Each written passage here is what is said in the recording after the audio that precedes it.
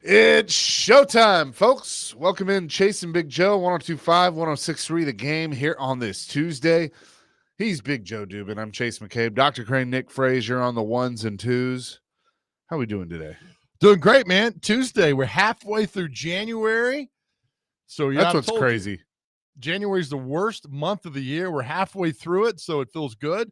Last week was the worst week of the year, the week back from the holidays, and we made it. We survived. We're here. It's going to be a beautiful day.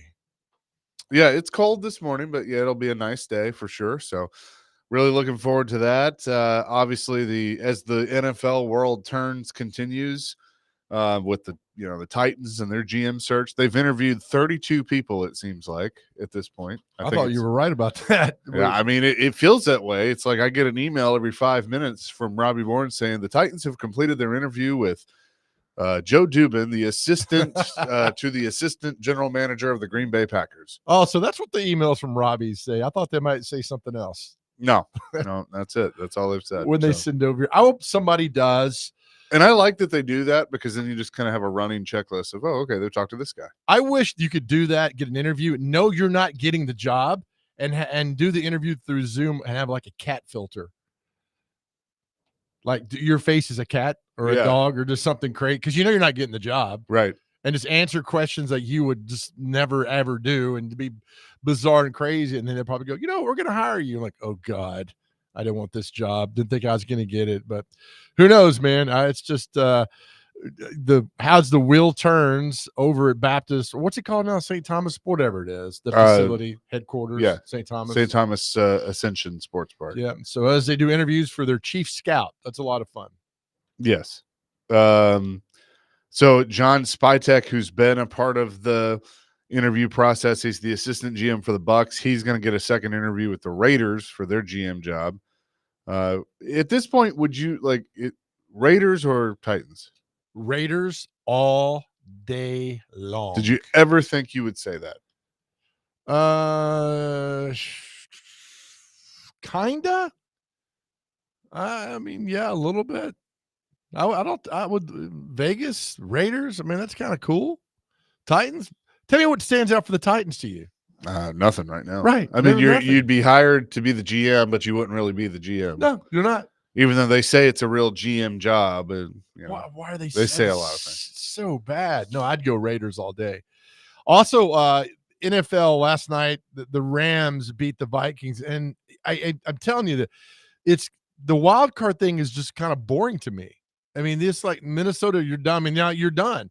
I think they should go back to if you win your division. There's 4 teams and give one wild card. It just stretched out too long. And if it wasn't for Washington, I like it, but see, I like the wild card. I like they're going to go to 8 teams eventually. It's 7, I guess. Yeah, 7 right now. They're going to 8. I mean, that's going to happen, but I like it. I don't mind it. It's just kind of those games where the Redskins game was good. Commanders, whatever. Was a good game, but Commander-Skins football team. There we go. But I'm telling you, man, it's so evident. It's been evident during this playoffs. And I go back to the 1999 Titans team. That football team would have gone 8-8 if not for one person. Javon Curse. Yeah. Have you seen the pass last night? I thought we've talked about this with the 99 team. All right, no, we're talking about it. the Rams pass rush was ferocious last night. Yeah. And all these teams that are winning, their pass rush is so dominant, and they're sitting 4 guys. They might send a guy off the edge, make it 5, but watching the Rams do that, watching the Texans do that against the Chargers, I mean, I'm telling you, football is cyclical. It goes around and around and around, and now it's the era of the pass rush has come back, and it will for 2 or 3 years. You can't – when you've got a vicious pass rush, you can't stop it. You can't do it. I can tell you right now, watching the first 5 minutes of that game, I immediately was like, LA's not losing this game. They had a lot they were playing for. They were playing for a city. The game had been moved to Arizona, and they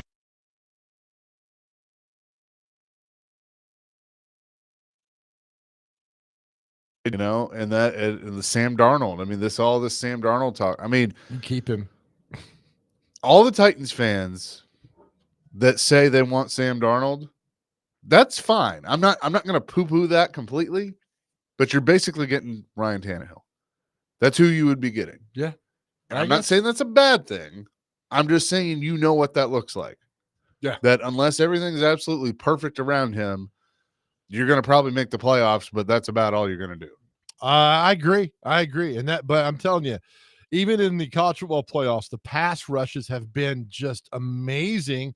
And off that, you got to rebuild your offensive line. So you see what happens, what you got to do. But I mean, nothing stops. I mean, you go back to the days of the Pittsburgh, the Steel Curtain, man, the front four, the Rams, the Fearsome Foursome, the Vikings, the Purple People Eaters. I mean, the New York Sack Exchange. I mean, it's just that pass rush is so. I'm on a pass rush kick now, probably for the next year. So get used to that. Teron Davenport tweeted out yesterday a list of GM candidates that have made it to the second round. So they got their rose from Amy Adams Strunk. They moved to the second round. Bills director of player personnel, Terrence Gray. Bears assistant GM, Ian Cunningham. Buccaneers assistant GM, John Spytek. Chiefs assistant GM, Mike Borgonzi. Colts assistant GM, Ed Dodds. And Packers VP of player personnel, John Eric Sullivan. Those mean absolutely nothing to me. So it's not often, we kind of let Jared be in his own little world sometimes. That's right. But I heard him yesterday say something that I laughed at, but I was like, he's spot on. And that is there's all these either Titans fans or bloggers or whatever, or even some media members. And look, I put Teron in a category that I know he knows what he's talking about because he does the research, because he and I talk about it. Okay. So I don't put him in this, what I'm about to say. But there's times, and there are others, but there's times like you read like, oh man, yeah, Ian Cunningham, that's the guy. That he would be absolutely awesome as the GM. In which I reply, who the hell is Ian Cunningham and what does he do? Mm-hmm. Like, most people don't know what the assistant GM does or the director of player personnel unless you really go look for it, like TD and some others do. Mm-hmm. Well, that's their job. Right. But it does. I just I laugh if I see, a random fan going like, oh man, I'd love to see John Spytek here. Can't say his name. Right. Right. Exactly. Who? I'm with you.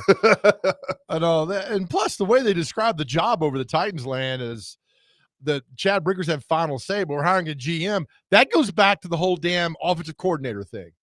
You're the offensive coordinator, same thing, but you're not calling plays. Well, then you're not the offensive coordinator. Yeah, like, what are you doing? You're the GM. You'll get the final say. Then you're not the general manager. I mean, we're not stupid.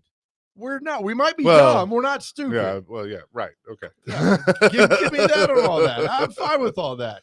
But the more, it's just, and now why is Amy involved now? Because she can't help herself. Why not involved in the first part of this? Has she yet talked to Callahan after the season?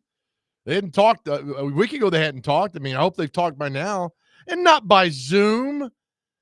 No, that's so impersonal.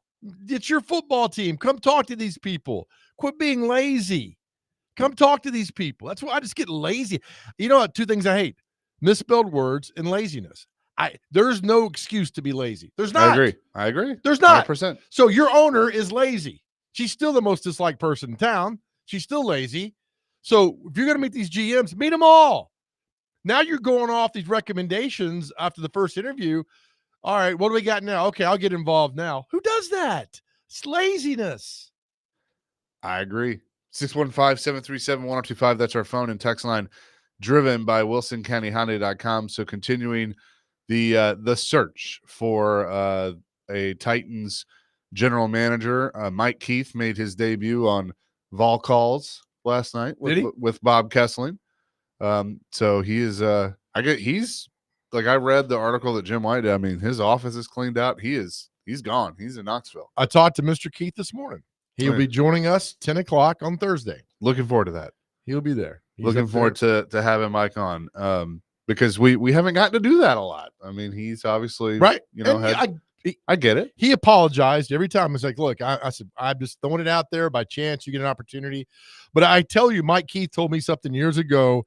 And I always tell, when we have interns come in that do things, I tell them all the time, is that somehow, some way in your broadcasting arc in your career, stay grounded to high school football. And Mike Right. was so right. Mike did the PA at BGA. He does the announcements for the TWSAA. Stay grounded if you're going to be in broadcasting to high school football. And you might like, oh, I'm moving up and covering the big leagues. That's fine. But somehow go to the games, be grounded to high school football. And so Mike can always talk about that. We have a deep love, as you do, Chase, with me, of high school football and never letting it go away and making it important, making it relevant. So Mike's always been on that kick. So I look forward to talking to him with you folks on Thursday. Yes, that is going to be fantastic. We'll be at the Omni on Thursday and Friday. So that will be cool. Tomorrow, we're going to be at the Renaissance Hotel for the Preds Golden Hall luncheon. David Poyle, Pecorine, Shea Weber going to the Preds Golden Hall. Hal Gill going to join us coming up at 9:30. But coming up next, Titans fans, you need to keep all your eyes on Dallas. And I will tell you why. Coming up next, Chase and Big Joe, 102.5, 106.3, The Game. I had a better season. I forgot it. Come on, man. I know.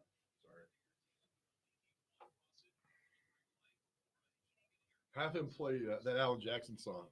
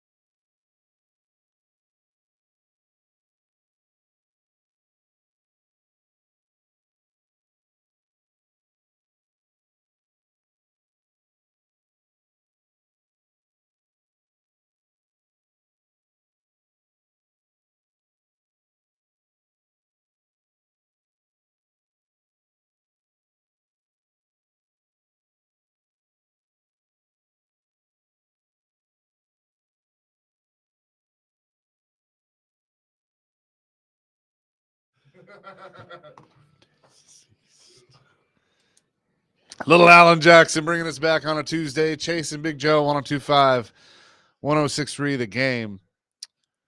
So you can weigh in 615-737-1025. Our phone and text line driven by WilsonCountyHyundai.com. So there's all this, that we're in rumor season. That's, one of our favorites when it comes to the NFL. Yeah, man. There was a report out there yesterday that now that Mike McCarthy is moving on from the Dallas Cowboys, that Jerry is interested in Deion Sanders, the current head coach of the Colorado Buffaloes. Adam Schefter tweeted this last night, quote, "To hear from Jerry Jones is truly delightful and it's intriguing," Deion Sanders told ESPN. "I love Jerry and I believe in Jerry. After you hang up and process it and think about it, it's intriguing. But I love Boulder and everything there is about our team, the coaches, our student body, and the community." In which, when I read that, I go, okay, what does that mean? Right. I'm reading it now. Yeah. Like that, you know what that means to me? That means he's intrigued. And he and Jerry must have had a good talk. Here's why I'm pulling for that and why Titans fans should pull for that. Read the tea leaves. So let's say he takes the job in Dallas. What do you think the first thing he's going to want to do is? Get that number one pick, baby. Right. They're picking 12th. So, if you're the Titans and Chad Brinker and the anonymous GM, wrestling fans get that, and they call, you got it. You got everything. You can be like, Jerry, you're going to give up a lot now. Now, here's a scenario that I want to throw at you, and I want to see if you like it. You give them number one. You need to get, in my opinion, at least 2 number ones coming back, including, 12 this year. But Dak Prescott would probably be a part of that trade. Would you take Dak Prescott to the Titans? Absolutely. I would too. But Cowboys got to eat part of that salary. Okay, that probably changes, that changes the price of the trade a little bit, but I agree. I'd be cool with that. He's due $60 million. It's something like that, yeah. So you got to eat at least a quarter of that. You got to. So if you eat a quarter of that, I'll take Dak Prescott here. Would you do number one straight up for 12 this year and Dak? No, absolutely not. No, I wouldn't either. I think I think there's got to be at least 2 number one. I was texting with, some friends last night and, 3 number ones and Dak was thrown out there. I don't know if you're going to get that. No. But, and the other thing I would probably try and do is get their third this year. Then you have a 3rd round pick. You don't have that right now. All right, that's good. I'll take that. So 2 1s, a 3 Dak for number one. And give me one of their linemen. Now give me your offensive lineman. I don't know if you're going to get that. All right. I'd rather have that than a draft pick. Give me one of your all-pro offensive linemen up there. See, I'd rather have the draft pick, but that's just me. Give me a guy who's been there who immediately can plug him in at right guard and can play. Or right tackle could play. Boom, right away. But first of all, you should be embarrassed that you Can I have Zach Martin? Absolutely, you can. I love Zach Martin. Yeah, there you go. First of all, you should be absolutely embarrassed that you have the 1st-round pick, but that comes embarrassment of riches. So you take that 1st-round pick, and you've got all the leverage. Oh, yeah. So give me 12. Give me your 3rd rounder. Give me your number one next year. Give me your 5th this year. Give me a 4th next year. Gobble things up. Give me Dak. Pay a quarter of his salary. Give me one of your linemen. Yeah, we'll talk. You own the leverage. Cowboys want what you got. They want that number one pick. They want to get all that. Well, you got to give all this up to get that. That's how it works. That's how it's always worked. Jerry Jones should know that. Hell, he articulated the Herschel Walker trade. Yeah. And look, I think for the Titans, it could almost be the reverse of that. Like you get a bunch of picks back, and now you can build your franchise, and you then have the franchise quarterback. Mm-hmm. Now, look, Dak's not elite, but he's pretty damn good. Yeah. Like he's obviously better than what you got, and he's better than a lot of the options out there. Like, there's all this talk, Robbie and Rexford were talking about it with Aaron Rodgers, and I might do it for a year, but that's really all you would get. Dak to me would be a better deal. Now you're paying him, but that Everybody's getting paid, baby. everybody's getting paid. That's the price of doing business. That's right. Everybody's getting paid. I'm with it. I think Dak and Ridley would have a nice little combination going there. Get another receiver to plug in there. I think there's a lot of good things that are happening. Dak's reunited with Tony Pollard. Rebuild the offensive line. I think it's a lot. I mean, you're how much better would this football team be now if all that came about? If you added the Dak, you added the draft choices, you give me one of their linemen from Dallas. I mean, Jerry, look, for me, Jerry is about money because it's why I kept Mike McCarthy selling. He's making money down in Dallas. They got this stuff to offer up. It's how much are you interested in winning now, Jerry Jones? I don't know. I hope you're still, because the moves you made in the last 5 to 7 years, I'm not sure about that. But take advantage of all that if you're the Titans. And with the Oilers and the Cowboys, when they were there in the 80s and the 90s, Oilers, you're always second fiddle to them. You've always been second fiddle to them. So go out and get all you can gather up right now, move forward. I think it's a great plan. But you got to hire Deion first. Yeah. Deion said on that 60 Minutes interview, if you didn't see it from like a year ago, it's really good. He said he'll never coach the NFL because there ain't no way a grown man that is making more money than him is going to listen to him. That's why he wouldn't coach the NFL. And look, I think there is some truth to that. So, but I still think money talks. And if Jerry's willing to pay the money, Deion will take it. You know what else? What? Everything has a price. For the $1 Million Man. Everything has a price. There you go. It's a couple of texts on this. 1137 says 2 number ones, Dak, and a second this year, a third next year, and a fourth round the year after. Look, I do think that might be a little much. I'm not good. I'll admit I'm not good at this game. That's what I really loved having Floyd for was, he could kind of tell what a good price on something would be. But right. You're the Titans. You have all the leverage in the world because at the end of the day, you don't have to trade the pick. And that's what, sometimes people lose sight of is, oh, you're not going to get that. Well, okay. Then you guess what you do? You take the number 1 overall pick. You draft somebody. Like, you have that to your advantage. Nate says the Titans might have leverage, but not that much leverage. Titans will eat all the salary at the asking price, multiple ones, multiple players. And that might be fine. I do think, to your point, the Titans would have to take the salary, but they could do that. So Cameron said, did you see all the trade proposals making the rounds on Twitter last night where we trade our first, fourth, and next year's fifth for Dak? Ha, ha, ha. I would not do that. Would definitely not do that. You got to get there first coming back. Let me read you this real quick. The last 10-year number 1 picks, all right? See how they're doing now. 24, Caleb Williams. By the way, had a hell of a year. Yeah, I think if you get the right coach there, which I think they're going to screw that up, but if you get the right, I think they're going to hire McCarthy. Which he was good with a young Aaron Rodgers, so maybe. Okay, 23, Bryce Young. The jury's still out, but that's not getting a little bit better. He got benched and then he came back and he got a little bit better. 22, Trayvon Walker by the Jaguars. I don't remember that. That was the number 1 overall pick. I don't remember that at all. I don't either. So I don't know. 21, Trevor Lawrence. Overrated. Okay. 20 is a no-brainer, Joe Burrow. Pretty good. 19 was Kyler Murray. Overrated. Okay. I don't think he's that bad. Okay. Number 18, Baker Mayfield. 2018, Baker Mayfield.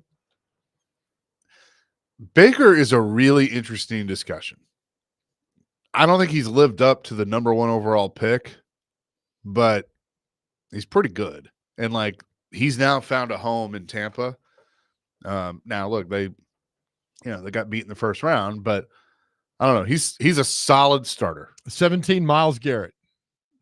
Good play, really good player. Number Elite. 16, 2016, Jeff Fisher took Jared Goff. Turned out to be with Detroit. He's turned out to be pretty darn good. 2015, Jameis Winston. Yeah. Now he's back up. Yeah. 2014, Jadeveon Clowney. Overrated. God, he could have been so good. Yep. I've always thought he was lazy. 2013, which is a head scratcher pick, Eric Fisher by the Kansas City Chiefs. And people worry that that's kind of what this draft is. That I mean, not a lineman is not going to go number 1 overall, but it's like that wasn't a good draft. Where is Eric Fisher now? He was with the Colts. I believe he's not playing. Correct. He was with the Chiefs for 8 seasons, went to the Colts for 1 year, the Dolphins for 1 year, and he's out of football. Who did the Titans take in 13? Was that Kendall Wright? Chance Warmack. That was Chance Warmack? Yep. Oof. 12 was Kendall Wright. That's right. And Chance Warmack, then Lawan, then Mariota in 15, then 16 was Jack Conklin. 17 on and on was the Corey Davis pick. Move on from there. So again, it is truly a crapshoot for the most part of what you do. Just that's why draft capital is so important, because if you got 12 draft picks and you hit on 5 of them, that's great. In 2018, the Titans had 4 picks and only one of those made it, and that's Harold Landry. Rashaan Evans, Harold Landry, Luke Falk, and then somebody else. Dane Cruikshank, maybe? I don't know. Yeah, he might have been in that. Real quick, let's get to Dustin. Dustin wants to weigh in on Deion. Dustin, what's up? Hey, guys. Hope you're having a good morning. I You just too. wanted to ask, I seen the first sign of Deion and his son come in as a package deal. And I thought it was satire, and it actually was. But then I seen it again, and now I keep hearing people talk about it.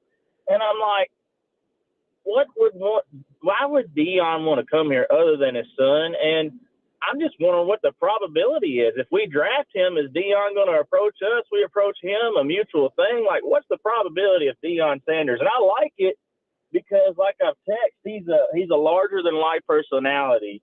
You're not going to get a personality bigger than Deion, and he's either going to sink it to hell or he's going to bring us to the heavens. You know what I'm saying? And who better than to coach Shedeur than the guy who knows his quirks and everything?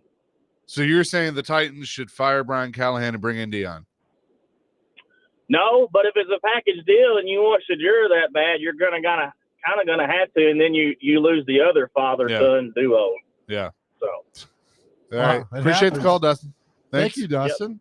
I mean, look, you said it last week. You'd sign up for that circus. Absolutely. But I think looking at it again, I'm looking at things of how you kind of do this the right way and actually rebuild the team, which is what they need to do, which they're probably not going to do because when have they done anything right? But Titans, right? Yeah, that's what I mean. But if Deion goes to Dallas, then you trade the number 1 pick and get a king's ransom for it. That's it. And guess what? There's one person in the National Football League that might actually do that, and his name is Jerry Jones. Yeah, that's right.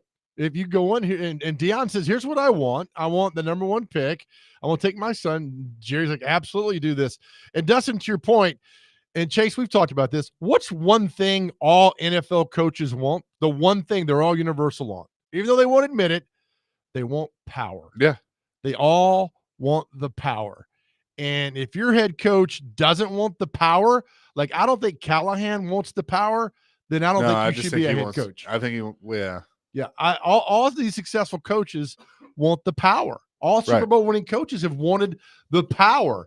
And I think if Deion wants the power, fine, give it to him. But Jerry looks at right now, he's looking at Deion and Shedeur and going, I want him. I want him. I want him in Dallas. I want him. You already get the spotlight if you're in Dallas, but could you imagine if this happens? I mean, that's the circus. It would be perfect, and the Titans could benefit from it. Absolutely, they could. We'll get back to that coming up in just a little bit, but the Predators back in action tonight at Bridgestone Arena. Hal Gill going to join us coming up next. We'll talk to Skillsy here on 102.5, 106.3 The Game.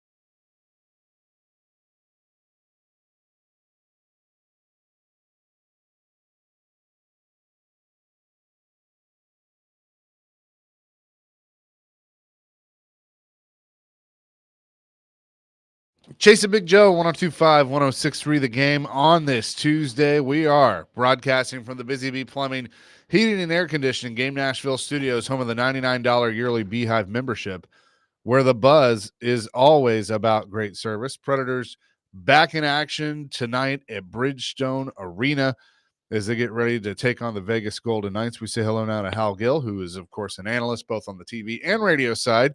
Skillsy, it's been a minute. How you doing? I'm doing all right. Chase, how are you doing? We're doing fantastic, and I know it's got to be nice for the Predators to be back at Bridgestone Arena. I want to go back to Saturday's game. I was there against the Washington Capitals, and like it's the most frustrating thing because I felt like the Predators outplayed Washington. The scoreboard just didn't show it, and I got to know how that feels as a player.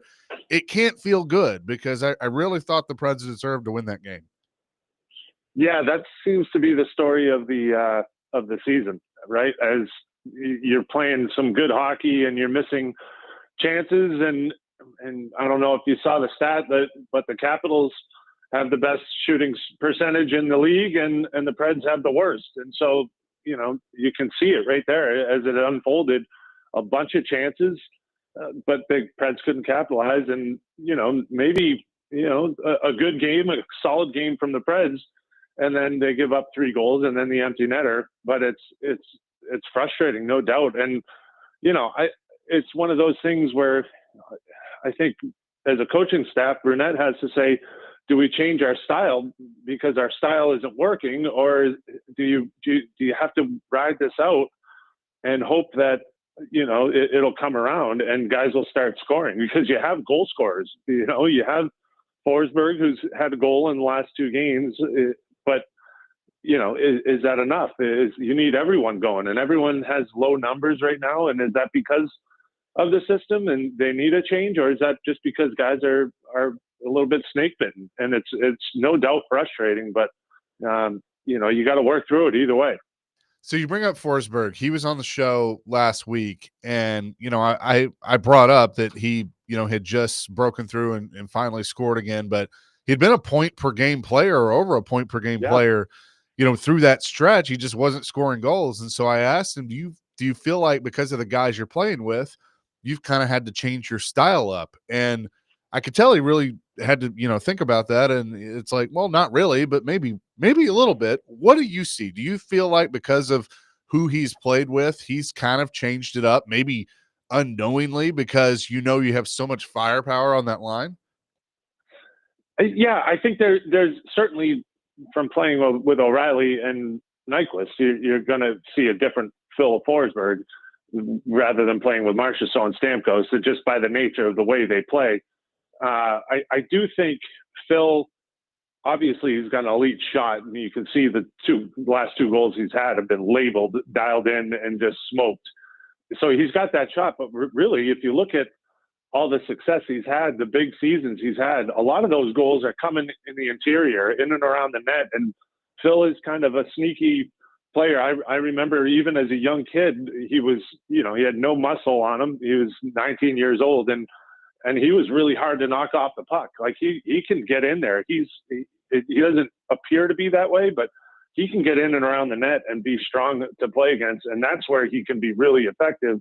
And when he was playing, last year he was having success with going to the net and being in around the net, and his skill set would come out there. And this season, I think he's getting a lot of shots, but they're from the perimeter, and he's just missing a little bit. So I think if he moves in and he creates a little more, of a battle around the net, his skill set, his hands can come out there, and he'll get more goals. But it's not the way that Stamkos and Marchessault play. And so it's a little bit of a tweak. So I think he's got to be the guy that pushes a little bit more to get to the interior. It's going to be, like tonight is another challenge. You have Vegas coming in that's got Big D, really Big D, maybe the biggest in the league. And it's going to be tough to get to the interior on these guys. But that's where I think, that's where the cookies are. You got to get into the crease. You got to get into the hard areas. And I think Phil, if he can just find an edge there with playing with those 2 guys, they have the perimeter, they have the chances off the rush. Now they just need to get it into the interior. You know, we're talking to Hal Gill on the People's Show, the Chasing Big Joe show. I've read some things like, well, they need just to bench Stamkos and bench Forsberg, this and that. But when you talk about how hard these guys are playing and they're just so close to breaking through, I think benching anyone is a mistake. Am I wrong about this? Well, I don't know if that necessarily serves a purpose of, I think this season you got to work through all the kinks. And if you're going to bench someone, they're not working through it. They're not getting confidence in what they're trying to do. I think you need to work through it. I think you need to keep these guys going. If someone is standing out as playing poorly, then you have to make changes. But I think as a team, they need to work through all these things. I think it's a systematic team thing rather than individual thing. So I think, you play these guys and you try to teach them the way to play together, and hopefully that clicks, because, it's going to take a big run this year, and they're going to need those guys if they want to go on a big run. And ultimately, you're looking at next year is what team are we going to be? Can we develop an identity this year so that it can carry into next year? And so I think by benching guys and sitting them out, then maybe you're missing that opportunity. And so, we'll see how it plays out, but they need to do something right now, and you need those guys on board to do it. It's funny, despite all this, in your opinion, how do you think UC Saros is playing? Because all too often we'll look at the final score and say, they get beat 5-2 or 4-1, and Saros should have done better. How do you think he's been playing through all this? Because it's not all his fault. No, absolutely not. I think both goalies have been great. Big Juice and Little Juice have been awesome. I think they've given them a chance. And you look at almost every game is a competitive game. You look at how many times they've lost where they should have had a chance, or they hit a post in the final minute that would have tied up the game. That's from probably every game that they played this year has been a nail biter. And that's what makes it even more frustrating. But I think they're in every game, and that's a big part of that is Juice and Annunen they've been great. So you have all the pieces there. You just got to get it over the top and find a way to win those close games.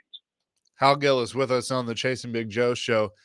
So what's interesting is I look at this team, and I think we have dissected what's gone wrong, until we're all blue in the face.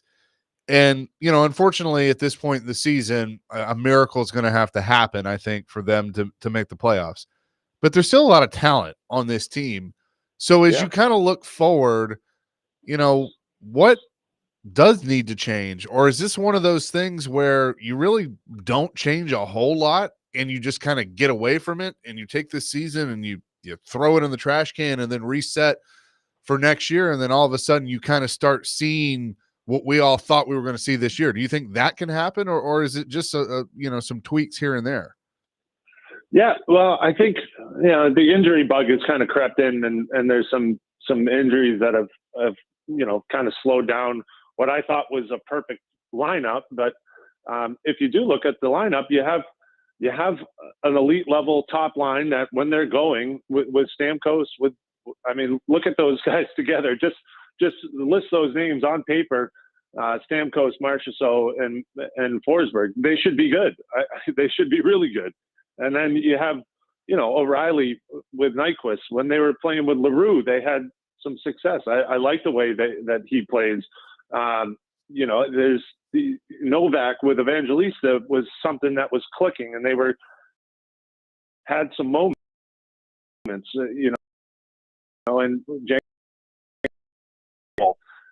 and then you look at the D that are playing really well with some veterans that are awesome, like Yost, and Lausanne has been good. He's injured. So take all those injuries out. I think you have a good lineup that can win. It's just about putting it together and turning it into wins on a nightly basis, where you're not losing those close games, you're winning those. And it's a fine line. And so I get scared sometimes, because you don't want to blow it all up, but you do want to make tweaks. And I think they're right there on the cusp of it. And I think if Brunett's looking at it, he's going, why wouldn't this work? This should work.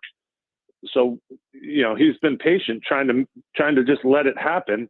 But I think it comes back to identity. They need to find that and what makes them tick and what line brings what, and can they bring that, at least 2 lines a night that are giving you something. And then you're going to see, okay, you're winning games because of that. But it's been a frustrating year, as you said, because it hasn't happened.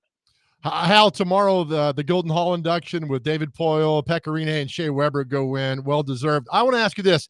Were you ever on the receiving end of a Shea Weber slap shot? Yeah. Yes. Well, and not only in practice, he doesn't let up in practice either, just so you know.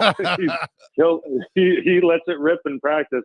But yeah, I've been the usually as a point man, watching Shea out there on the penalty kill. I tell my forwards, you that's your job. You got to get out there and do that. And I was lucky because I was a left defenseman and he's the big right shot. So I was stuck on the other side, otherwise I would have blocked it, otherwise I would have jumped in front of that. But yeah, those are the ones that sting. He's, what a shot he had, and a violent shot. He never really took a shot that he didn't put everything he had into it. Is there one shot you took in the NHL that you still remember to this day, like to this moment, like, oh God, especially when it's cold? Yes. Yeah. Al McInnes was one shot that I remember was a tough one to block, and I took one from Sheldon Surrey. But I will say I did take one Shea Weber shot that, it didn't break it hit right on my shin pad, right where all the padding is, and it still like pushed my knee back. And so it's like when you take a shot that's right in the meat of your pads and it shouldn't hurt at all, and it still vibrates through your whole body, then it's a heater. Oh man. And heavy. There's certain shots that kind of hit you and they bounce off. Shea's just hit you with a thud, and it you felt it through your core. I think my grandkids at some point will feel that shot. Well, look, I know tomorrow is going to be cool, and Thursday night as well, with Shea Weber, Pecorine, and David Poile going to the Preds Golden Hall. Well deserved, and guys that I know really affected your life.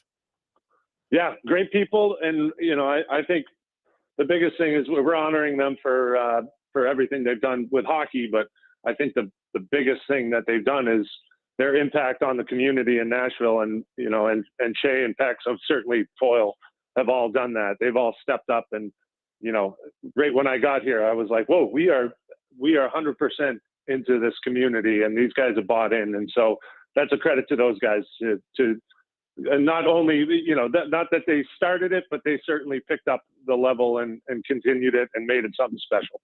No doubt about it. Hal, appreciate it. We'll see you at the rink. Sounds good. Enjoy the game. Yeah, absolutely. Cheers. Hal Gill joining us here on the program as he does every Tuesday. Predators back in action tonight against the Vegas Golden Knights. Max Hers will have the pregame for you at 6 o'clock. Pete Weber, Jay Moore on the call just after 7 o'clock. And again, tomorrow we'll be at the Renaissance Hotel, the Preds Golden Hall, and we're working on it, but going to have some of those, if not all three of those guys, join us on the show. So really looking forward to that.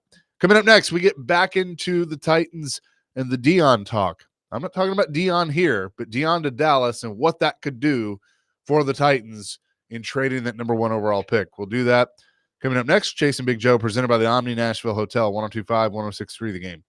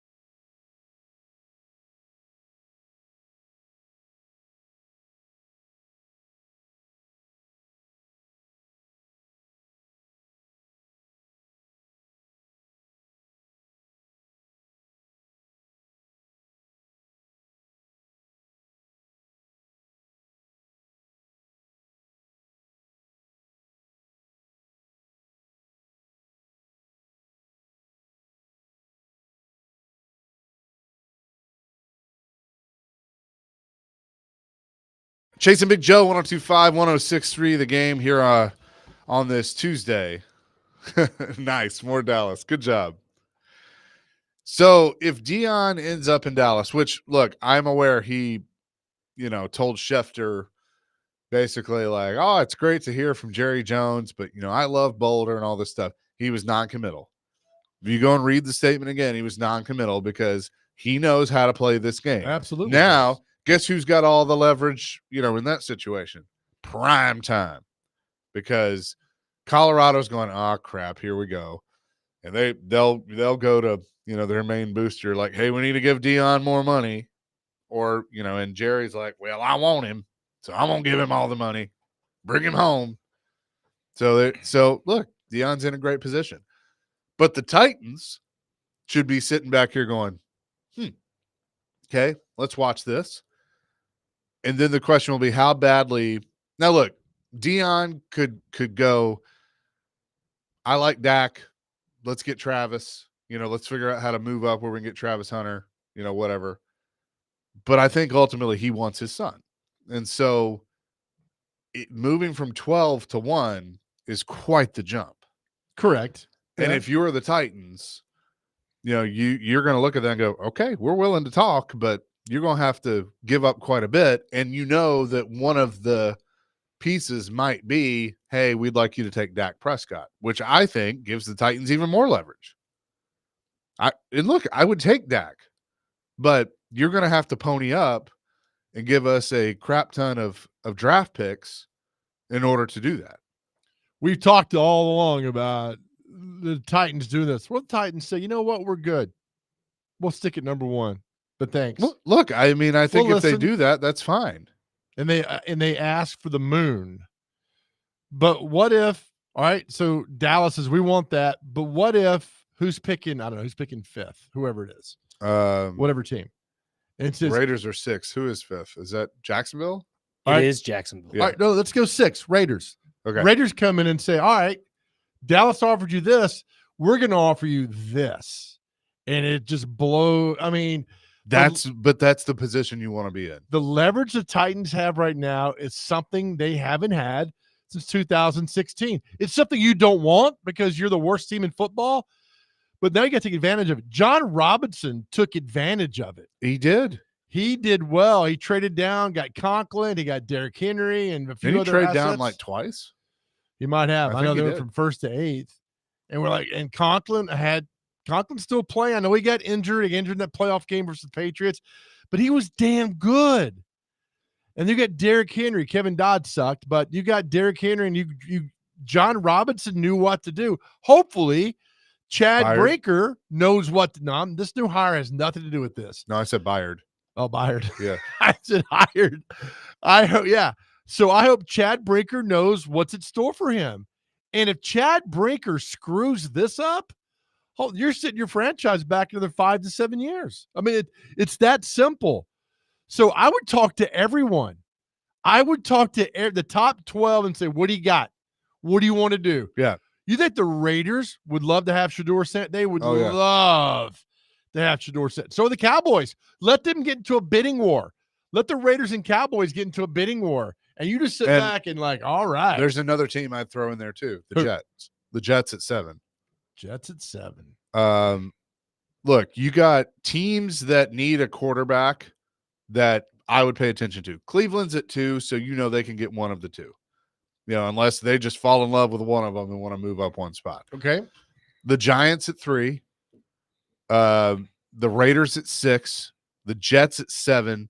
The Saints at 9. And then the Cowboys at 12 are the wild card because we're talking about, Dion. Saints are interesting. I want to see who they hire as head coach. Yeah.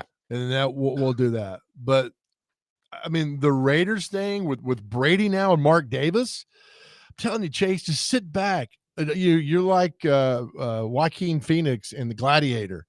What do you bring to me? Just come. What do you got? Come to me. But that ended badly for Joaquin Phoenix. Here's the thing. And the Titans have a grand opportunity to change this way of thinking. But right now, me, you, and a majority of the Titans fans are sitting there going, well, let's see how they can screw this up. Like, I don't trust them to do this right. I really don't. So gobble draft picks. Move back and gobble up draft And I picks. want to be wrong. I want to be wrong so bad. I really do. I think that roster is flipped by almost half going into the next year. Yeah, well, it needs to be. And not by signing high priced. I mean, the Patriots did it so well. No, I will say with Belichick. that one thing that, Brinker has said is, we're going to build this thing. We're going to be careful in free agency, but we're going to build this through the draft. And I'm like, well, that's the right way to do it. Yeah. Now, can you do it right? Did he speak to you? No, he said that to TD. And Good. others. I'm glad he talks to somebody. I'm glad that TD's out there to get all this information down, because we're left like, what the hell's going on out there? I just think they're in a position where you all come to me, what do you got, and I'll pick what's best for this team. But I mean, as much as we've just banged on this football team, there is a little hope for them. There's a little hope, because you are in the worst division in football, the AFC South. Texans are really good, but the other two aren't that good. I'm not going to say they're really good, but they won a playoff game. Well, they could knock off the Chiefs on Saturday. I don't see that happening, but Chiefs will win 19-17, and Mahomes will lead them down the field and they'll win that way. Real quick, Justin says, Chase, I agree with you. That would be an amazing scenario for the Titans, but are Chad Brinker and the faux GM up to the task of negotiating a king's ransom? That's a valid point. That's very valid. Yep. Holy cow. For sure. We'll continue this discussion and much more coming up next. Chase and Big Joe, 102.5, 106.3 The Game.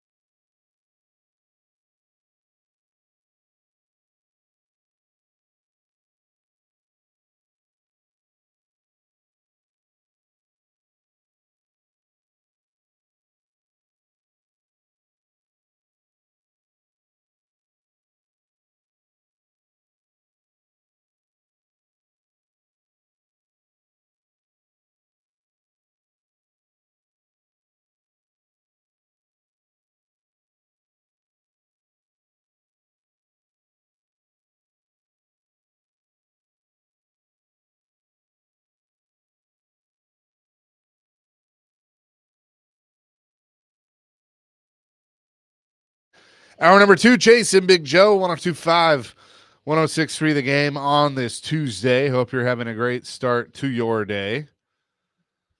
We've been talking a lot about what to do with the number 1 pick.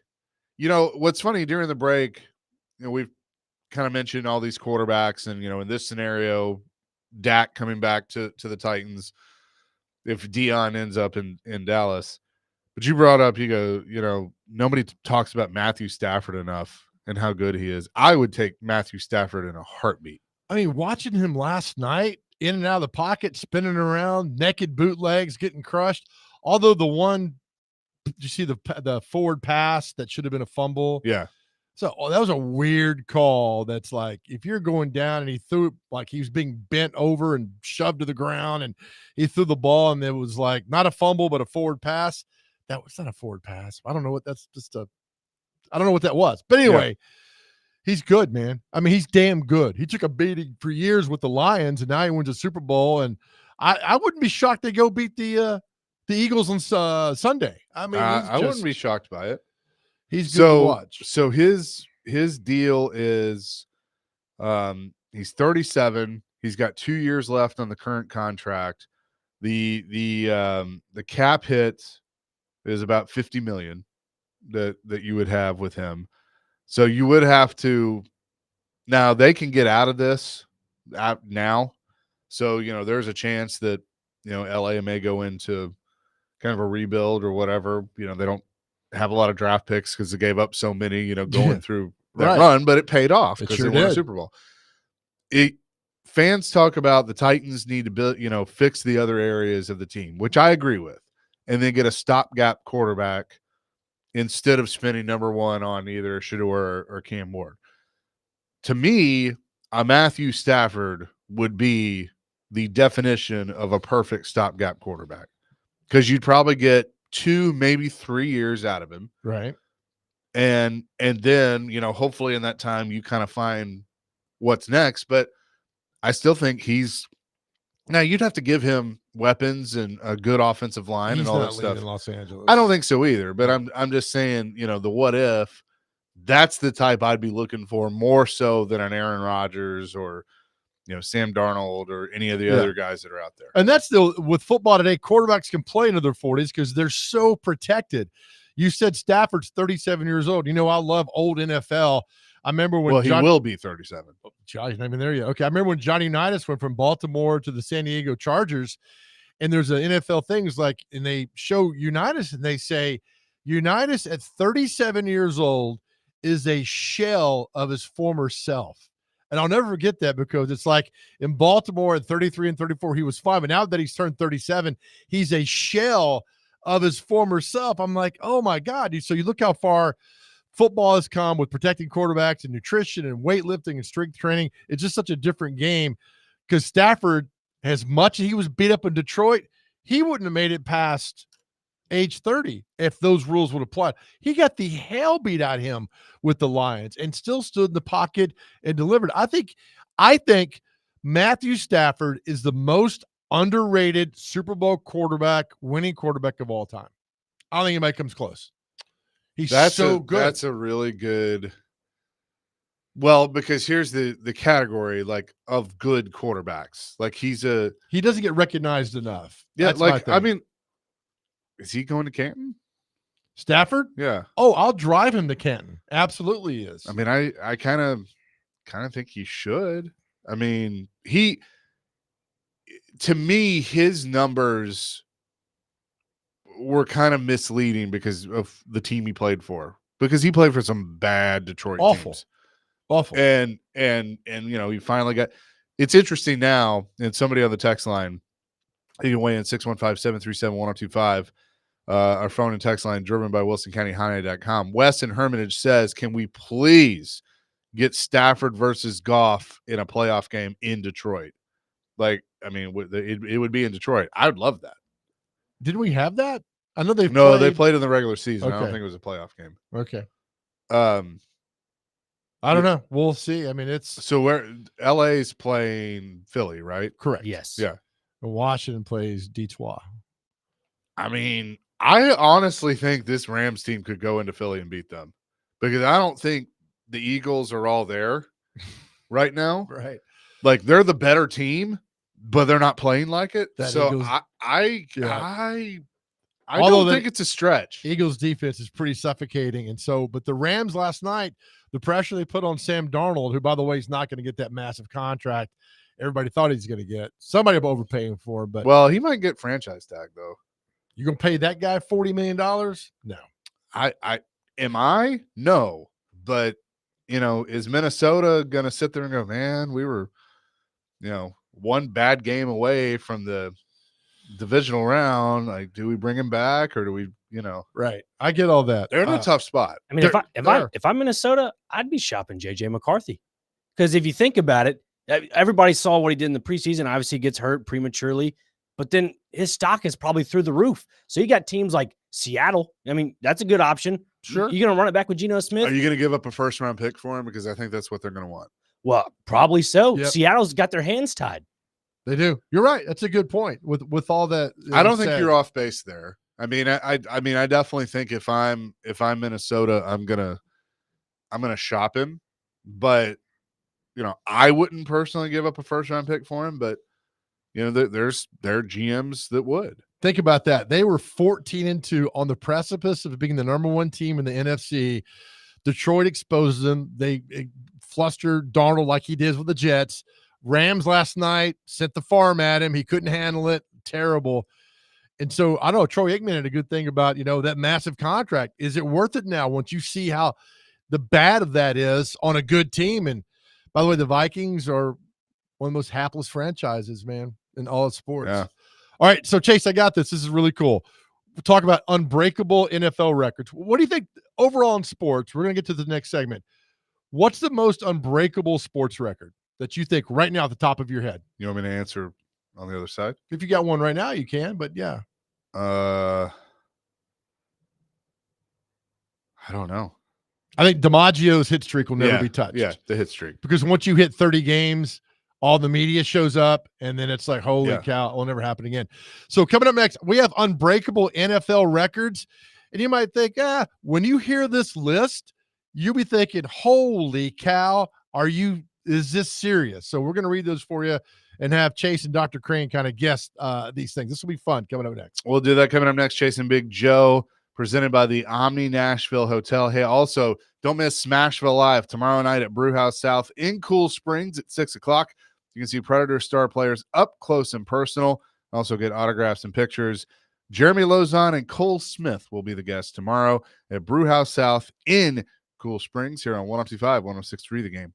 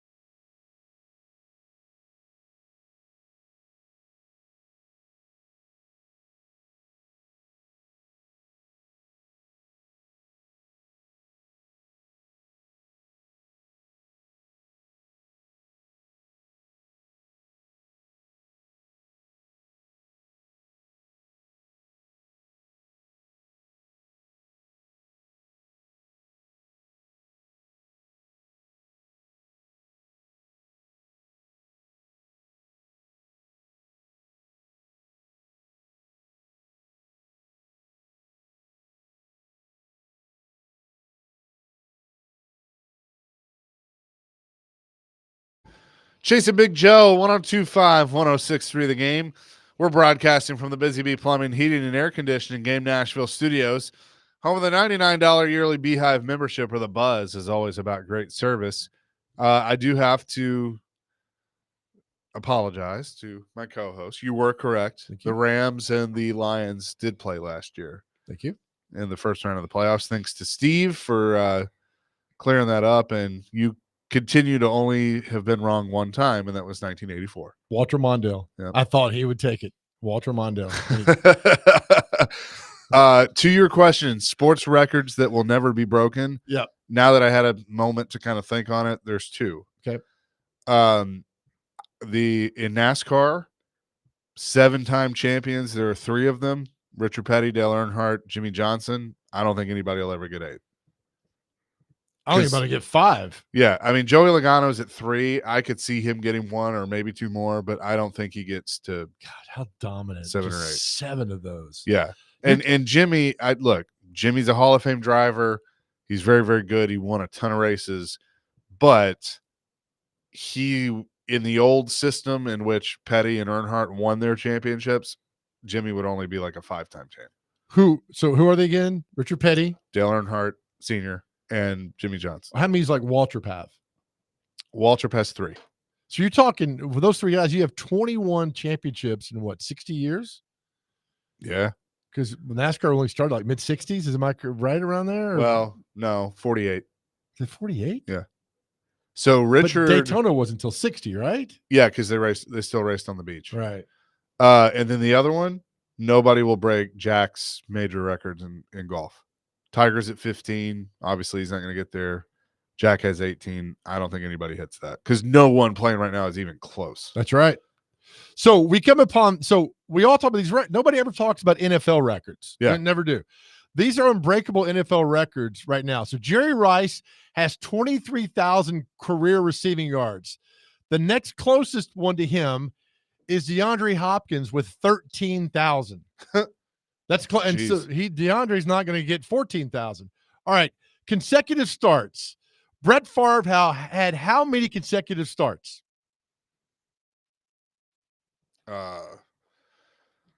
He played From 1992 to 2010, played 19 seasons. Consecutive starts. like 170. Dr. Crane, 285. 321. Oh, yeah. Next closest to him currently, Josh Allen with 115. Yeah, that ain't happening. Coaching wins. Don Shula has how many?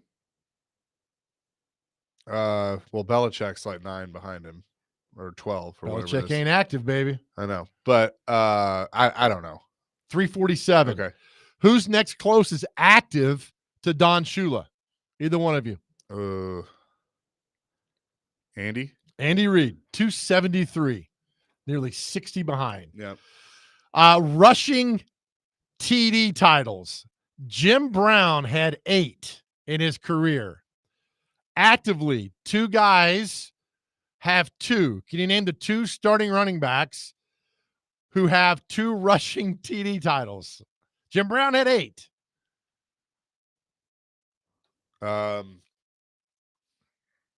One plays for your beloved football team. Ezekiel Elliott. Has 2. Who's the other guy? He got cut. Active who has 2 rushing titles. Is it Derek? Derrick Henry. You are correct. Jim Brown had 8. Sacks in a game. Derek Thomas had this many sacks in a game versus Dave Craig in 1990. Was it 8? 7. 7? The closest, Aiden Hutchinson had 4 in a game this year. Here's the one that gets me. Rushing yards. Emmitt Smith, 18,300. Who is the next closest active player to Emmitt Smith? And they are 7,000 yards behind. Active.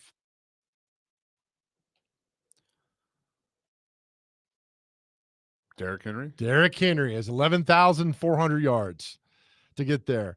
How about this one here? Career interceptions. Paul Krause for the Vikings has 81. Currently, Tyrann Mathieu and Harrison Smith have how many? Paul Krause had 81. This is an unbreakable NFL record. The next active current player has how many interceptions? 40. 36.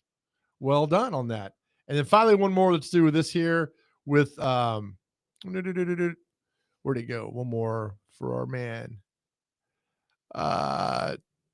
Total TDs in a season.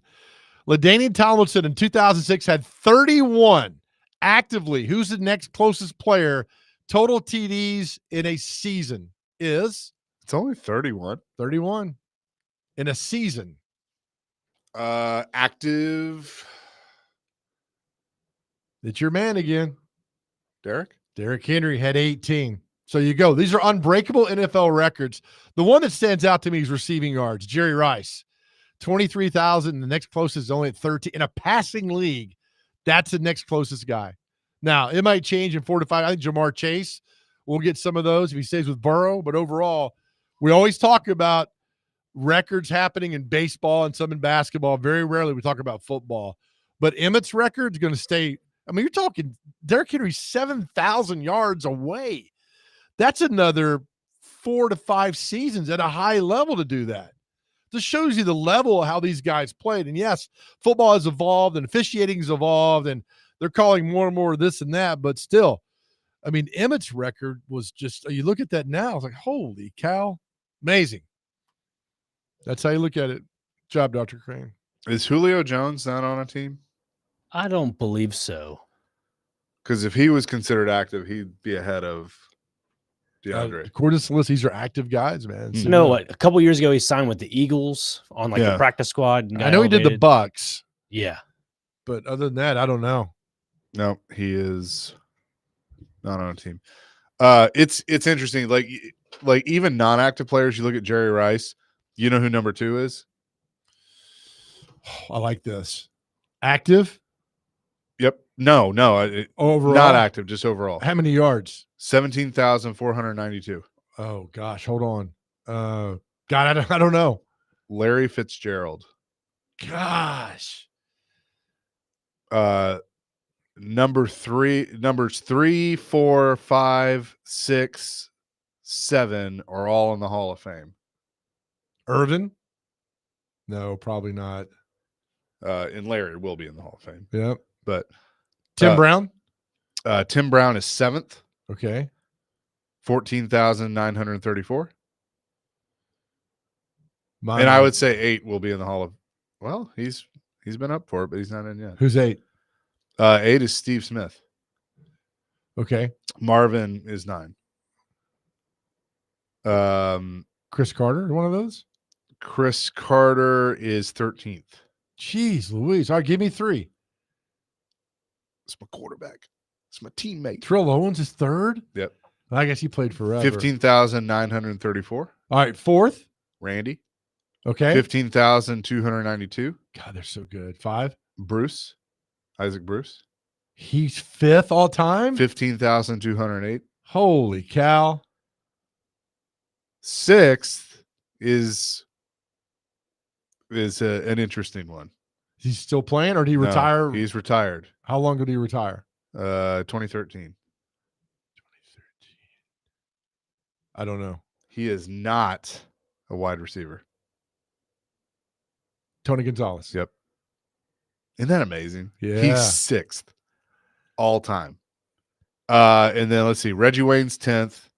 Andre Johnson is 11th. James Lofton 12th. Good Chris receiver. Carter, Anquan Bolden, Henry Ellard, Julio, Terry Holt, Andre Reed, Steve Largent, Jason Witten. Wow. How many yards does Steve Largent have? 13,089. Okay. And It's then just you get to Hop, who you said is at 12,999 something. yeah, 12,965. And that's a current active. What's crazy when you look at the top 20, there are 1, 2, 3, 4, 5, 6, 7, 8, 9, 10, 11, 12 of those in the top 20 are in the Hall of Fame. And then you got several others that will be once they are eligible. Henry Ellard, where was he at 12th, he said? Henry Ellard, 15th. 15th. Great receiver. Will never sniff the Hall of Fame. That's a shame. I mean, I don't know. There's an argument for it because of all the guys they're in the Hall of Fame. What's interesting is that's what hurts because it was just such a big group that hurts guys like Derek. Yeah. That if you're just shy of a mark, you're probably going to get left out because there's such a log jam at receiver. Like Mike Evans. Is Mike Evans a Hall of Famer? Absolutely is. He's 24th on this list. 12,684. Art Monk just ahead of him. Irving Fryer Great receiver. just ahead of him. Brandon Marshall's on this list. Antonio Brown. And see, the other thing too is I look at a guy like Antonio Brown. If he had just stayed out of his own way, Chad Johnson / Chad Ochocinco, those are guys that should be higher on this list. Absolutely should have. And Brown lost a good 4 to 5 seasons being a knucklehead. He'd have been up there. Yeah. Some guys just can't get out of their own way to do that. But that's an interesting number of receivers. And with all those, man, you hardly ever see a Titans player on there. I know. 615-737-1025. That's our phone and text line, driven by WilsonCountyHyundai.com. Chasing Big Joe, presented by the Omni Nashville Hotel, 1025, 1063 The Game.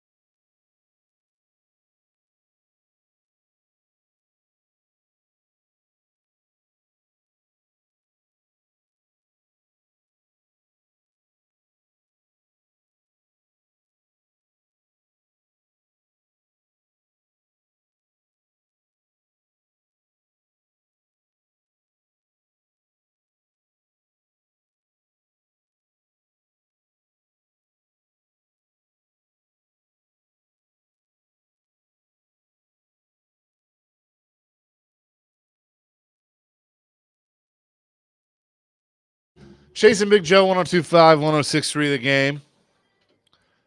Here on this Tuesday.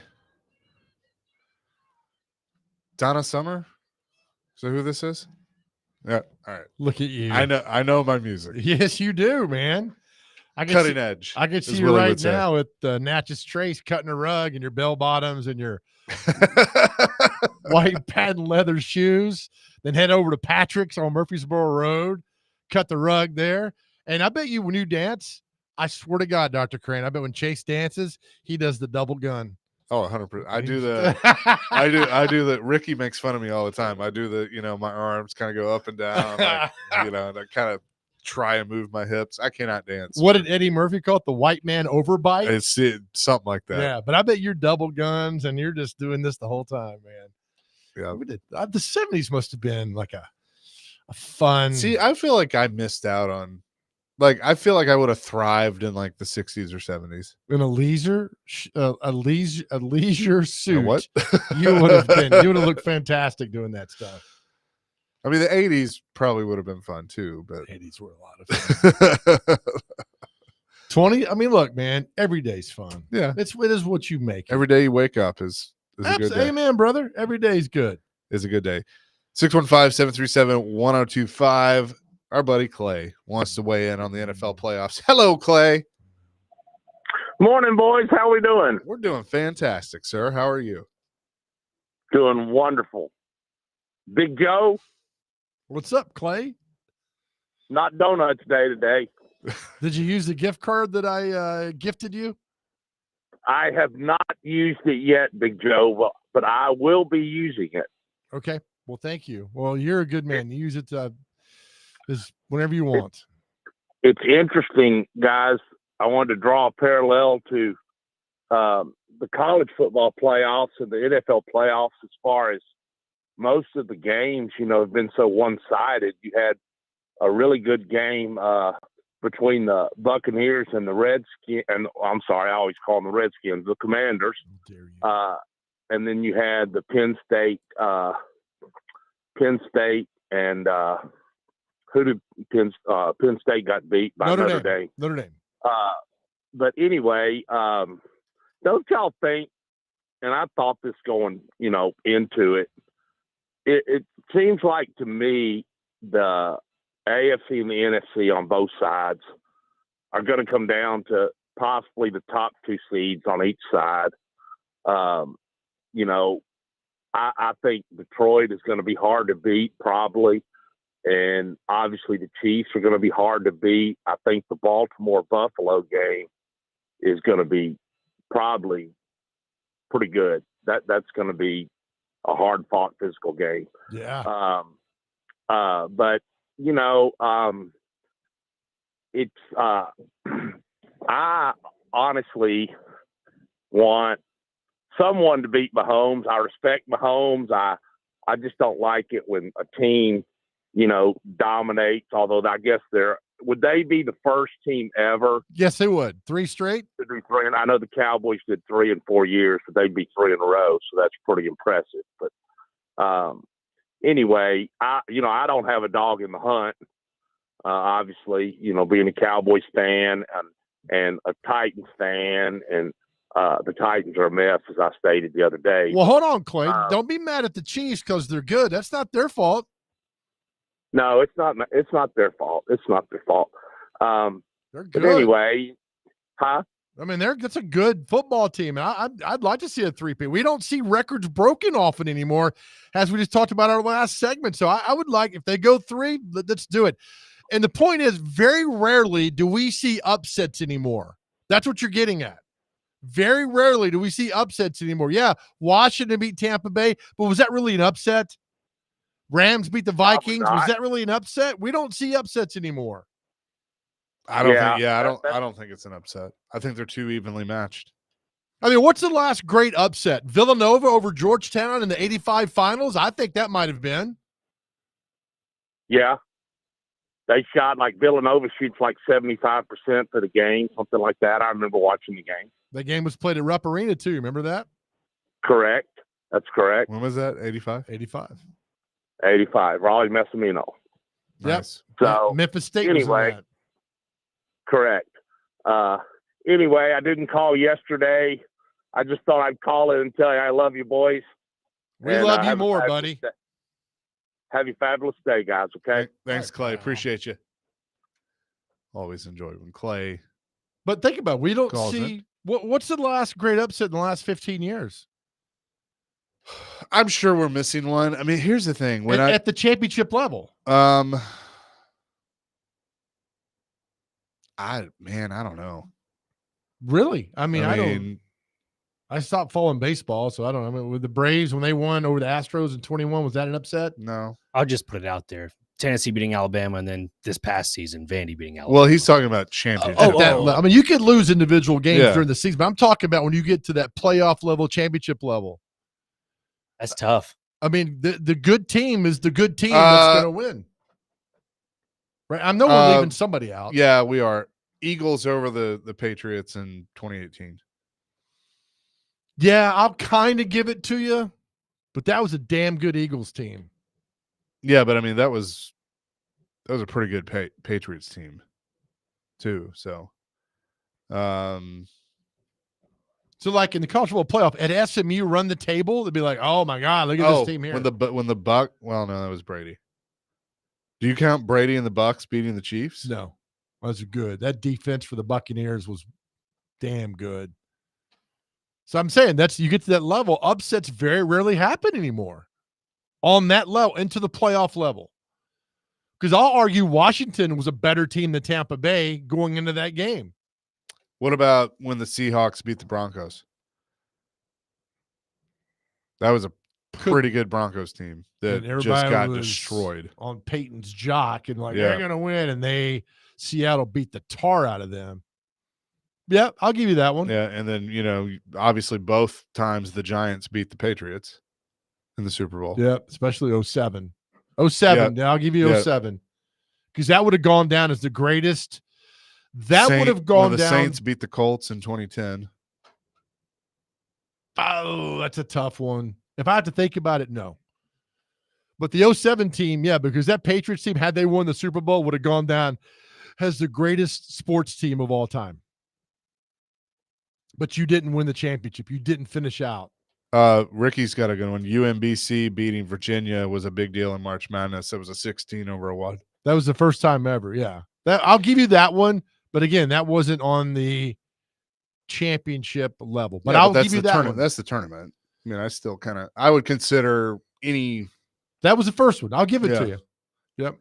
But I mean, I consider like a 15 over a 2 or a 16 over a 1, something like that. MTSU over Michigan State. That's a big one. Big That's time. a real big one. Yep. Yeah. So there aren't a lot, which is what makes them special, but there are a few. Eric has a few. Eric, what's up? Yeah, you guys told my son because I was going to mention the Giants over the Patriots, and of course that happened twice. Others, I think, and y'all may have just mentioned it. Virginia, when they won the national championship the next year, but the year before they were number one. They lost to a 16. I forget who it was that beat them. And also, who was Kentucky a few years ago during the tournament? They got upset by somebody. I can't remember who the team. Oakland, yeah. And that's a then good one. St. Peter beat them. Yeah. Yeah. And they also had, I guess it was, weren't they undefeated? And then they lost to, I guess it was Wisconsin, and Kentucky knocked out Wisconsin the year before. That's right. Yeah. But Wisconsin got them back because I think Kentucky got, I guess, to the Final Four, and then Wisconsin knocked them off, and they had a shot for I believe, was it the perfect season at that time? It was. Frank the Tank knocked him down. Yeah. Well, guys, I know you're going to get to what time is the celebrity birthdays pretty soon, so I get off. Y'all take care, and we'll talk to you soon. Thank you, Eric. Appreciate Big it. E seeing himself out the door. Just became the greatest caller in sports talk radio. Saw himself, did an Irish goodbye on the radio, and he got the hell out of here. Good job, Eric. All right. So looking up, trying to look something up here. All right. So the Saints over the Colts in that Super Bowl, the Colts were a 5-point favorite in that game. So do you consider that an upset? I mean, the Saints were 13-3 on the year. So no. Again, if you have to think about it, it should pop right in your mind. Like Villanova, Georgetown in 85 pops right into your mind. Boom. And you know what's funny? Like we talk about that Seattle game, the Broncos were only a 2-point favorite, but Seattle won 43-8. Even what the second play, they sacked Manning and he Oh, fumbled, yeah. and they had like a They never got back in it. nope, not at all. Um, I mean, all you Jets and the Colts in Super Bowl III when Namath guaranteed it, which is still an iconic Oh, moment yeah. in sports history. I damn guarantee it. Now give me a kiss. Coming up next, we'll tell you what day it is and celebrity birthdays. Chasing Big Joe, 1025, 1063 The Game.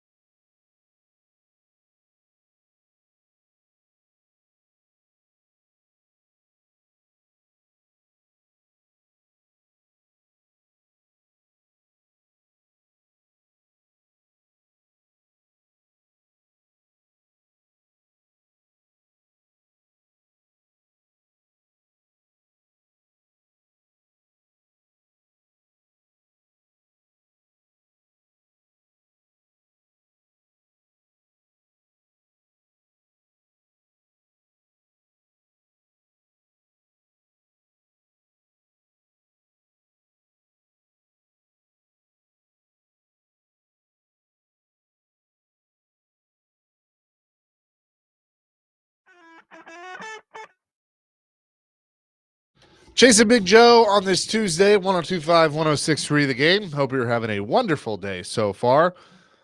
D-Mace, Vingan, and Donick coming up next from Bridgestone Arena, as they are on game days. So looking forward to that. Predators back in action tonight against the Vegas Golden Knights. Max Hers will have pregame for you at 6. The puck drop just after 7 with Pete Weber and Jay Moore on the call.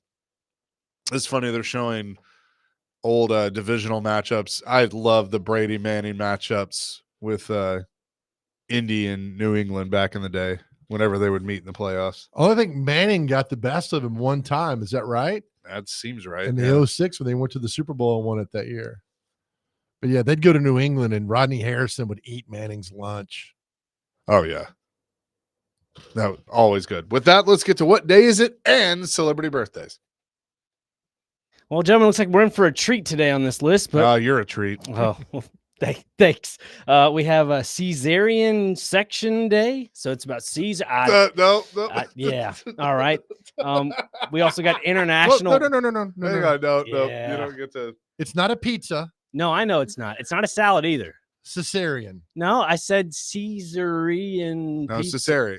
Did I say that? Do you know what it is? I mean, it's showing a picture of Caesar, Julius Caesar. We'll move on. All right. I mean, that's all it's showing is a picture of Okay. Julius Caesar. I mean, come on now. I'm just reading them on. You've here, never Joe. heard of a C-section? A lot of us Oh, are here. yeah. A Yeah. lot of us are here because of a C-section. Yeah. I'm Exhibit A right here. Just saying. All right. Let's see. International Kite Day is next. We also have, well, it's an animal, but it's the feast of, I believe I can say it's the feast of the ass. Correct? That's what it says. It's of the animal. So let's see. National Dress Up Your Pet Day. Dress up one of those. Let's see. National Poetry at Work Day. That's pretty common. National Shop for Travel Day. Organize Your Home Day. Printing Ink Day. Ratification Day. Let's see. Take a Missionary to Lunch Day. And to wrap it up for lunch, you could do National Hot Pastrami Sandwich Day. I love pastrami. Hot pastrami. Can you read that list again? I'm all right. All right. That was like pulling teeth. What'd you do with the missionary? What was that? You take them out to lunch, Okay. and you could, get some hot pastrami sandwiches along with that. Good people right there. All right. You are a gift that keeps on giving. I was hungry, but now I'm not. Funny how that works. All right. Time for celebrity birthdays. You have to get these within 2 years. America's favorite game. All right. First birthday is a lady who actually yelled at me one time and asked me what I was doing here. True story. Faye Dunaway. How old is Faye Dunaway? 74. 70. She's 84 years old. Next is director Steven Soderbergh, who is a big fan of who is the one that Bart put in prison, who Sideshow Bob? Sideshow Bob. Gosh. Sideshow Bob's a big fan of Steven Soderbergh. 73. 81. 62. Oh my goodness. Actress Emily Watson. 42. 38. 58. We're doing good today. There we are. Oh yeah. Rapper and actor LL Cool J. 57. 52. 57 dead on. What is it? The lovely ladies love Cool J. Is that how that goes? Is that the forget Yeah. it. Shut up. Actor Jason Bateman. 55. 57. 56. That's a push. Chases up 2-0. Rocker Dave Grohl. It's funny. Him and the drummer from Nirvana look just alike. You ever seen that picture of him? You're funny. Waiting for a texture. He was the drummer from Nirvana. Let's see. Dave Grohl. 56. 61. 56 exactly. Chase up 4-0. Musician Clarence Carter. Mary Clarence Carter. Yeah. The song in the club. I'm not going to repeat it. 77. 80. 89. Singer producer T-Bone Burnett, who lives here in town. 73. 77. 77 exactly. 4-2. Rapper Slick Rick, staple back in the day. Yeah. 60. 65. 60 exactly. Chase has hit 3 on the dot. He's up 6-2.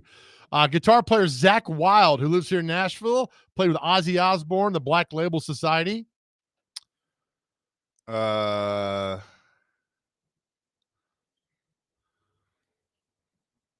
58. 63. 58 exactly. Boom. Chase is up 8-2. He's hit 4 straight on, man. We're going to play this out. The lead guitar player for Kings of Leon, Caleb Followill. Aren't they from Mount Juliet? I think they are. Killing it, Chase. 46. 49. 43. You're so close. We're down to our final 2.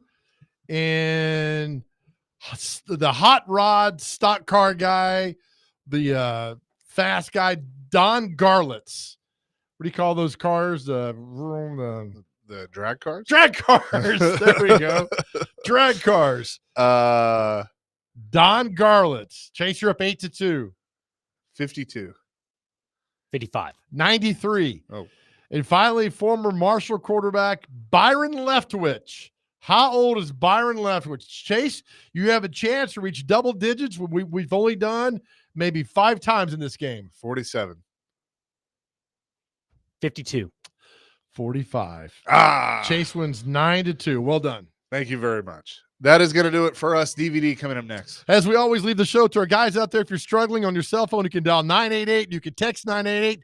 You can reach out to us. We are always here for you. You're doing fantastic. We're into 2025, and it's beautiful. Know that you are tremendously loved. We love you. More importantly, God loves you. If you need to talk to somebody, please talk to somebody. As we say, our world's a better place because you are here.